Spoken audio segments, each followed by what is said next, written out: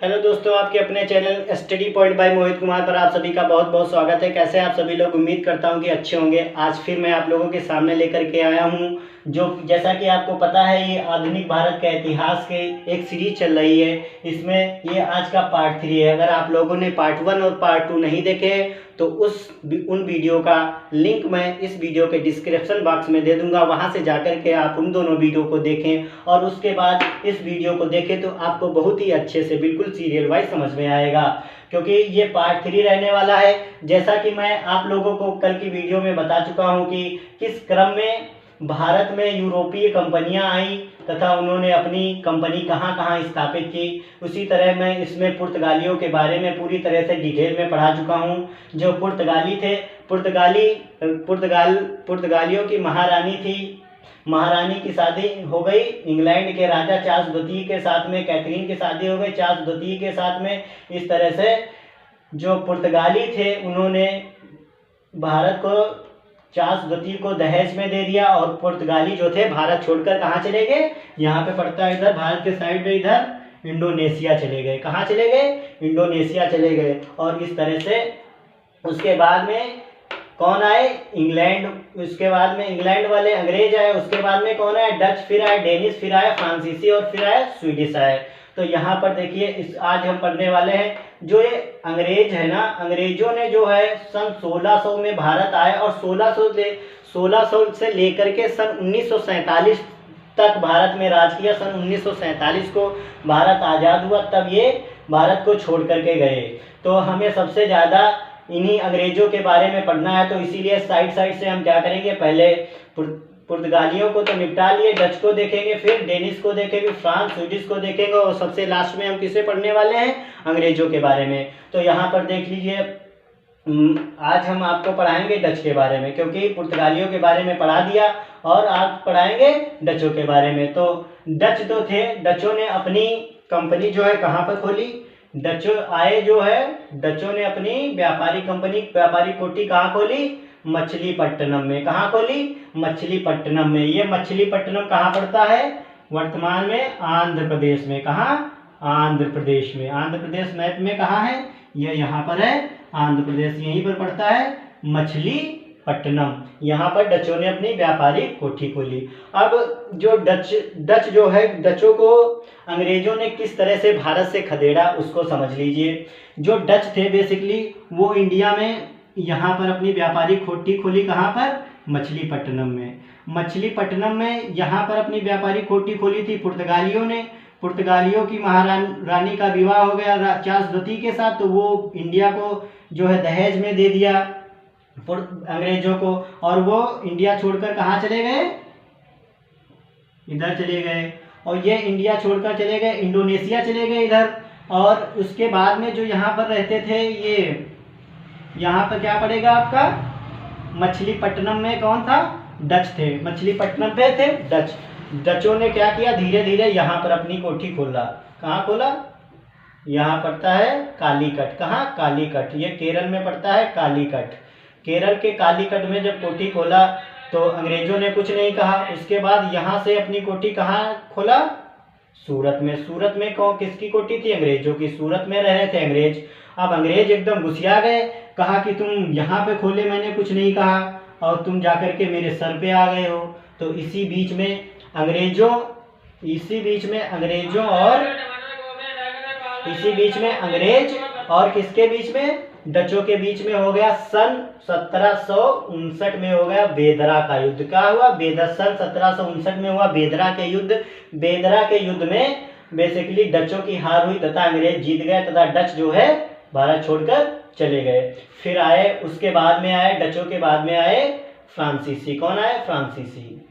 उसके बाद डेनिश आए। डेनिश को खरीद लिया, लेकिन हम पढ़ेंगे किसके बारे में? फ्रांसीसियों का ज़्यादा योगदान रहा। जो ये फ्रांसीसी थे, फ्रांसीसियों ने जो है अपनी व्यापारी कोठी कहाँ खोली? सूरत में। कहाँ खोली? सूरत। सूरत कहाँ पड़ता है? ये यहाँ गुजरात में पड़ता है सूरत। सूरत में अपनी व्यापारी कोठी खोली। जो फ्रांसीसी कंपनी थी ये फर्स्ट एकमात्र सरकारी कंपनी थी। कौन? फ्रांसीसी कंपनी थी जो एकमात्र सरकारी कंपनी थी, क्योंकि इसमें राजा लुईस 14वां की पार्टनरशिप थी। किसकी? राजा लुईस 14वां की पार्टनरशिप थी। अब फ्रांसीसी जो थे वो सूरत में रह रहे थे। जो फ्रांसीसियों को देखिए किस तरह से अंग्रेजों ने हराया। फ्रांसीसी रहते थे इधर सूरत में, उनकी व्यापारी कोठी कहाँ थी? सूरत में। यहाँ से जो है, यहाँ से चले गए बेसिकली कौन? कालीकट से चले गए पुर्तगाली चले गए, और यहाँ पर फ्रांसीसियों ने क्या है, यहाँ पर अपनी व्यापारी कोठी खोलना शुरू कर दिया। और यहाँ से फिर पुर्तगालियों, जो फ्रांसीसी थे, फ्रांसीसियों ने कहा यहाँ कोठी, अपनी व्यापारी कोठी खोलना शुरू कर दिया। कहाँ? मछलीपट्टनम में। बेसिकली यहाँ पर किसका राज हो गया था? बेदरा के युद्ध के बाद यहाँ पर किसका राज हो गया था? अंग्रेजों का। जब ये फ्रांसीसी जो थे यहाँ पर कोठी खोलने लगे तो उसी बीच में अंग्रेजों को गुस्सा आया। उस समय हो गया कौन सा? कर्नाटक का युद्ध। क्या हुआ? कर्नाटक का युद्ध। जब कर्नाटक का युद्ध हुआ उस समय गवर्नर था डुप्ले। कौन था? डुप्ले। उस समय फ्रांसीसी गवर्नर था डुप्ले। डुप्ले एकदम से घुसिया गया, एकदम से इतना अंग्रेजों को एकदम बिना अपने फ्रांसीसी राजा से अपने बिना पूछे उसने यहाँ पे युद्ध कर दिया। अंग्रेजों को एकदम से काट कूट दिया, बहुत भयानक युद्ध कर दिया। जो अंग्रेज थे इंग्लैंड में, इंग्लैंड के राजा ने फ्रांस के राजा से कहा कि तुमने वहाँ पर किसको बैठाला है जो आपके बिना पूछे जो है हमारे सैनिकों को भारत में मार रहा है। तो भाई फिर फ्रांस से डुप्ले पर दबाव बनाया गया कि अगर तुम ऐसा करोगे तो हम तुमको युद्ध करने के लिए सैनिक नहीं देंगे और तुमको इस पर गवर्नर के पद से हटा देंगे। तो भाई डुप्ले जो है तो थोड़ा बहुत फ्रांसीसियों ने भी, अंग्रेजों ने सबकी गाली वाली सुनी, गरियाया गया, मार गाली वाली सुनी इसने, तो ये चुप हो गया, कुछ नहीं बोला। और इसी बीच में इसी का फ़ायदा उठा लिया अंग्रेजों ने। कौन? अंग्रेजों ने क्या किया? सन 1760 में कर दिया वांडीवास का युद्ध। क्या कर दिया? उन्होंने अपना प्लान बनाया, एक प्लानिंग तरीके से सन 1760 में कर दिया वांडीवास का युद्ध। और वांडीवास के युद्ध में बेसिकली जो हमारे फ्रांसीसी थे, फ्रांसीसियों की हार हुई तथा अंग्रेजों की जीत हो गई। और उसके बाद में हमारे बचे कौन? ये डेनिस। कौन बचे? डेनिस। ये जो डेनिस कंपनियां थी और स्वीडिश और डेनिस, इनको क्या कर लिया? खरीद लिया। क्या? किसने खरीद लिया? अंग्रेजों ने खरीद लिया। ऐसा क्यों?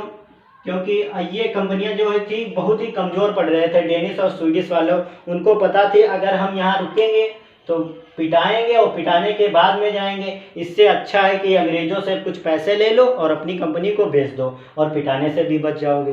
बिल्कुल सही दिमाग लगाया। तो उन्होंने क्या किया? यहाँ पर डेनिस और स्वीडिश ने अपनी कंपनी बेच दी और बेसिकली भारत से चले गए। और फिर देखिए जो अंग्रेजों का भारत पे अधिकार किस तरह से हुआ। एकदम पूरे भारत पर उन्होंने कब्जा कर लिया। सन 1757 में प्लासी के युद्ध में बंगाल पर उन्होंने कब्जा किया। कब? सन 1757 में। और उसके बाद सन 1759 में हो गया बेदरा का युद्ध। सन 1759 में बेदरा के युद्ध में डचों को हरा दिया। कौन चले गए? डच। और फिर आया 1760 वांडीवास के युद्ध में फ्रांसीसियों को हरा दिया। किसको? फ्रांसीसियों को हरा दिया। और इधर फिर 1761 में हुई पानीपत की तृतीय लड़ाई। कौन? पानीपत की तृतीय लड़ाई में मराठाओं को हरा दिया। मराठा शक्ति जो थी, मराठा जो थे वो उस समय बहुत मजबूत थे। मराठाओं को हराने वाली कोई शक्ति भारत में नहीं थी। अंग्रेज लोगों को पता था कि हम मराठा जो है हम पे भारी पड़ेंगे। मराठाओं का जो दक्षिण भारत में राज था, उनको पता था कि ये जो मराठा हैं इनको हम कभी नहीं हरा सकते, ये इनकी सेना भी बहुत मजबूत है। और इसी बीच में एक विदेश से एक आदमी आया। कौन आया? अहमद शाह अब्दाली। कौन आया? अहमद शाह अब्दाली। अहमद शाह अब्दाली। इसी बीच में आया अहमद शाह अब्दाली। जो अहमद शाह अब्दाली था वो इतना भयानक आया और आकर के एकदम मराठाओं का नाश कर दिया। इतना काटा कूटा कि मराठा शक्ति एकदम कमजोर पड़ गई अहमद शाह अब्दाली ने। और उसके बाद भाई अहमद शाह अब्दाली आया और लूटपाट की, मारा काटा मराठाओं से युद्ध करा और भारत छोड़कर चला गया। तो इस समय अंग्रेजों का मराठाओं से ही डर था। तो मराठाओं को अहमद शाह अब्दाली ने हरा दिया। अब अंग्रेजों का रास्ता एकदम साफ हो गया। कहते हैं कि जब खुदा मेहरबान तो गधा पहलवान। देख रहे हो अंग्रेजों के का किस प्रकार से रास्ता साफ हुआ। मराठाओं का डर था, अहमद शाह अब्दाली उसी बीच में आया, विदेश से मार काट के मराठाओं को चला दिया। और उसके बाद सन 1764 का आया बक्सर का युद्ध। बक्सर के युद्ध में मुगल जो थे, मुगल सल्तनत थी, मुगल का जो राज्य था वो सन 1764 में बक्सर के युद्ध में मुगल का पूरी तरह से अंत हो गया। इस तरह से अंग्रेजों का जो है पूरे भारत पर राज हो गया। तो किस तरह से अंग्रेजों ने पूरे भारत को एकदम से निचोड़ कर एकदम बर्बाद कर दिया पूरे भारत को। तो देखते तो अगले वीडियो में हम बेसिकली अंग्रेजों के बारे में पढ़ने वाले हैं, किस तरह से वो भारत में आए तथा कब अपनी कंपनी खोली तथा। और एक बात और जान लीजिए, जब यहाँ पर पांडिचेरी की स्थापना किसने की थी? फ्रांसीसी मार्टिन ने। कितने? फ्रांसीसी मार्टिन ने पांडिचेरी की स्थापना की थी। भारत तो हमारा अंग्रेजों से 1947 में आज़ाद हो गया था, लेकिन पांडिचेरी में फ्रांसीसियों ने आज़ाद नहीं किया। तब 1947 में अंग्रेजों से भारत आज़ाद हुआ तो फ्रांसीसियों ने कहा कि भारत को अंग्रेजों ने आज़ाद किया। वो यहाँ पर पांडिचेरी में रह रहे थे। उन्होंने कहा कि आपको आज़ाद तो अंग्रेजों ने किया, हमने तो नहीं किया। उस समय थे हमारे पंडित जवाहरलाल नेहरू। कौन थे? पंडित जवाहरलाल नेहरू। पंडित जवाहरलाल नेहरू ने बड़ी समझदारी का काम किया। उन्होंने कहा जब पूरे भारत जो है हमारे हाथ में आ गया है तो इतना चुटकी बचा है पांडिचेरी ये भी आ जाएगा। कहा जाता है, उन्होंने कहा कि तब पूरी भैंस आ गई है तो पगार भी आ जाएगा। और सही बात है, जब पूरे भारत को अंग्रेज छोड़कर चले गए, इतने छोटे जगह पर तुम कब्जा करके क्या कर लोगे? एक ना एक दिन तो हम ले ही लेंगे। और उसी तरह से आया सन 1956 में। अब सन 1900 उसके 10 साल बाद सन 1956 में पांडिचेरी जो है फ्रांसीसियों से आज़ाद हो गई। तो इस तरह से आज का वीडियो यहीं तक रखते हैं और अगले वीडियो में आपको अंग्रेजों के बारे में बताएंगे। तो आज का वीडियो आप लोग हमें कमेंट के माध्यम से ज़रूर बताइएगा कैसा लगा। अगर वीडियो आपको अच्छा लगता है तो प्लीज़ वीडियो को लाइक करें, दोस्तों को शेयर करें तथा हमारे चैनल को सब्सक्राइब करें। तब तक के लिए जय हिंद।